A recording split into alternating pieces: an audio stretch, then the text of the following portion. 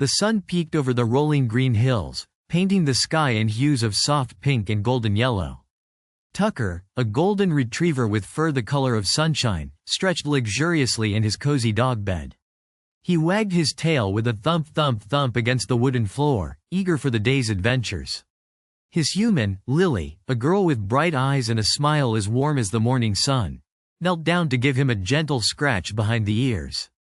"Good morning, Tucker. Ready for a walk?" she asked, her voice filled with cheerful anticipation.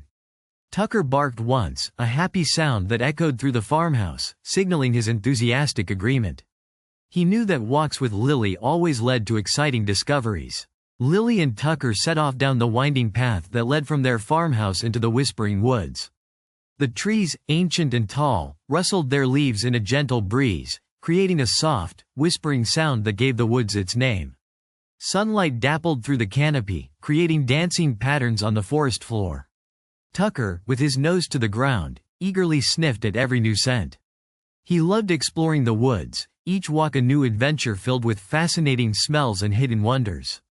Lily skipped along beside him, her laughter mingling with the sounds of nature.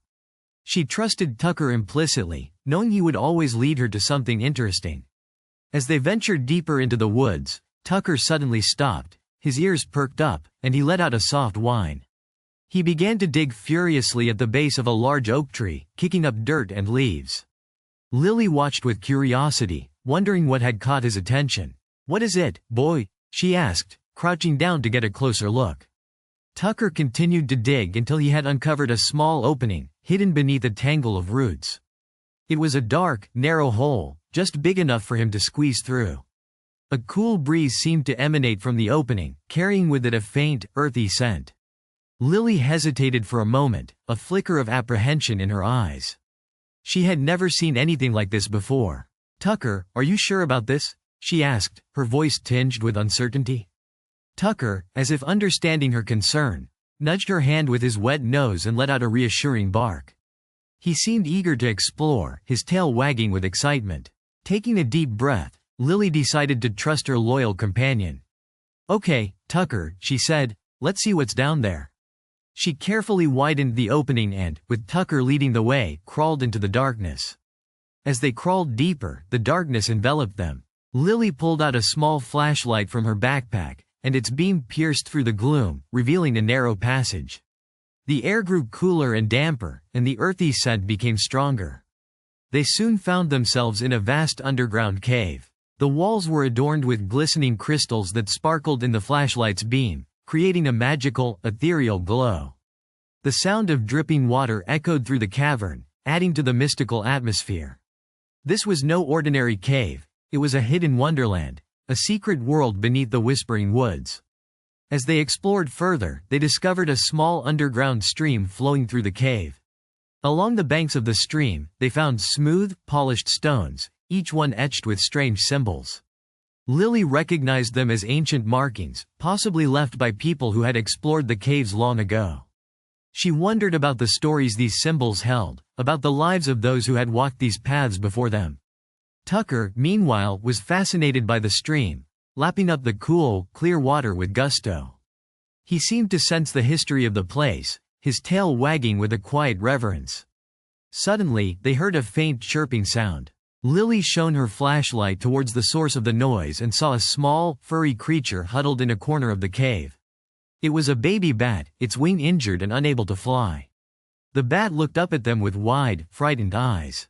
Lily felt a pang of sympathy for the tiny creature. She gently scooped it up in her hands, careful not to hurt its injured wing. Tucker, sensing her concern, nuzzled the bat with his nose, offering comfort and reassurance. The bat seemed to relax in Lily's hands, its chirping quieting down. Lily carefully examined the bat's wing. It was a small fracture, but it needed attention. She remembered a small first aid kit she had packed in her backpack. With gentle hands, she cleaned the wound and fashioned a makeshift splint using a small twig and some soft cloth. The bat remained surprisingly still during the process, as if it knew Lily was trying to help. Tucker sat patiently beside her, watching with unwavering loyalty. Once the splint was in place, Lily placed the bat back in its corner, making a small nest of leaves for it to rest in. She promised to return the next day to check on it. With the sun beginning to set, Lily and Tucker knew it was time to head back. They carefully made their way back through the cave, retracing their steps. As they emerged from the opening beneath the oak tree, they were greeted by the warm glow of the setting sun. Lily carefully covered the entrance with leaves and branches, hiding it once again from view.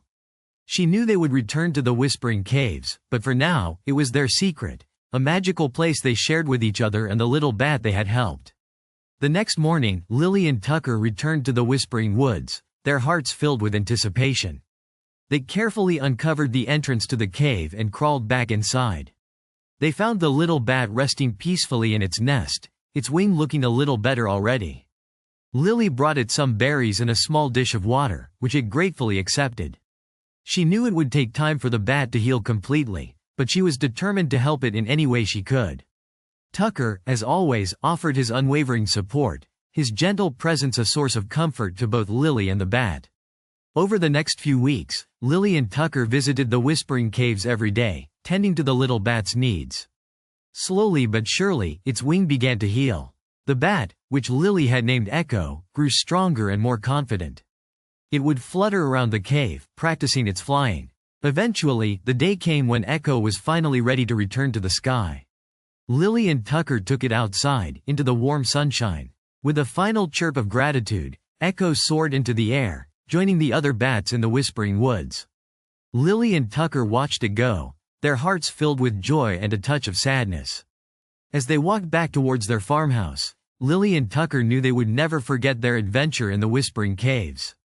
They had discovered a hidden world, made a new friend, and learned the importance of kindness and compassion.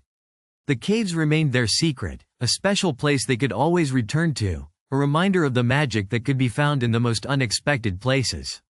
And as they looked at each other, Lily and Tucker knew that their bond, already strong, had grown even deeper, forged in the heart of the Whispering Caves.